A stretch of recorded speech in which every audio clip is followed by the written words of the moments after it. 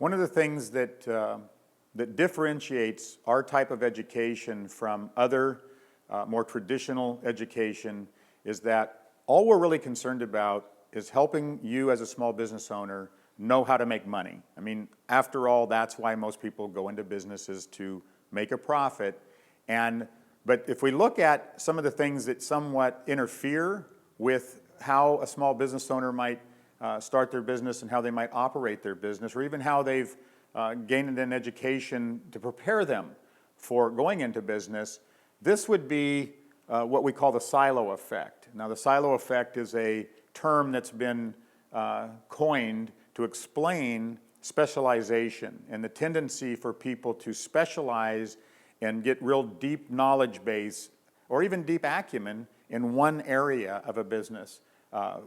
So this would be a typical way that which people would get educated. They would go through school with the idea that they're going to start figuring out what their major is and what area of business they want to develop their skills for, so they can go into corporate America and get a job.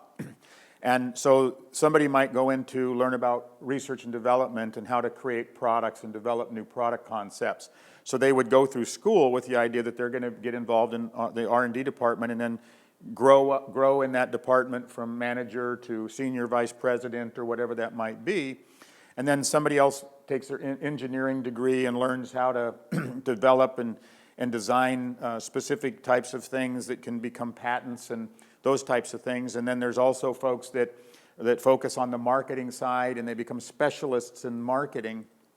Same with operations, learning how production works and all of those things. And then the salespeople, you know, how to go out and convert customers into business, and then distribution, how you take the products that have been developed and sold by the sales department and get them out into the customer stores or out directly to the homeowners if it's the business to consumer. And then the finance department then figures out how much the product should sell for, what kind of credit terms that they might need to sell them at, how much money they can afford to invest in different products.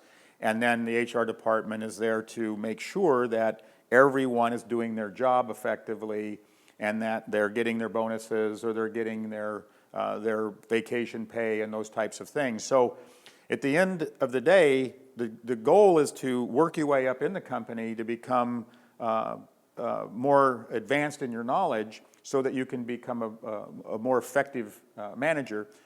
Ultimately, senior management oversees all of these different individual silos or these individual departments to make sure that they're all working towards the goal of getting customers and selling more products and making more money and giving the shareholders a better return on their investment. So while this is very traditional, and many of you may have already been on this track, you may have already gotten an education in one of these different areas, and you're a very deep specialist. What happens is when you start deciding to go into a business for yourself, many people sometimes have a false sense of security because they have a deep amount of knowledge and they may have a lot of experience in a certain silo of business. When you go into a small business, you can't think in silos because most small businesses don't have departments. And you can't just be a deep specialist. You need to be a generalist and understand how all of the aspects of business work together. So when we talk about the 6 fundamentals, what we're really trying to do is get away from the departmentalized thinking and the silo thinking and get into looking holistically at your business and understanding that at the end of the day, we have to still take care of and service customers. But we want to serve enough customers and do it with the right profit margins and do it so that we're generating and preserving cash and we're building our assets and those other things. You have to understand how one decision in one area of your business is going to affect the other areas. In the silo effect, that's harder to do because people are only focused on their area of expertise or their area that they're responsible for.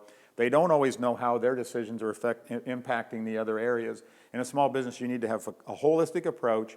You need to fully understand how each area impacts the other area and how there's a cause and effect that happens in a business. When you make a decision in one area, it's going to have an effect in another area as well. And you need to anticipate those things so that you are minimizing the damage or the downside of certain decisions and how they have effect in the other areas. So we call that business acumen, is having the ability to understand, first of all, how a business makes money, and then quickly determine, in anticipation of making a decision, what impact that decision is going to have on any aspect of your business that's going to be a critical area. So we hope that makes sense to you, and that's why we're encouraging you to take more courses that teach you about business acumen and the fundamental things you need to know so that you can become a holistic thinker, you are a more rounded business person, and you don't rely on the deep knowledge or the specialty area that maybe you went to school for. You need to grow outside of that.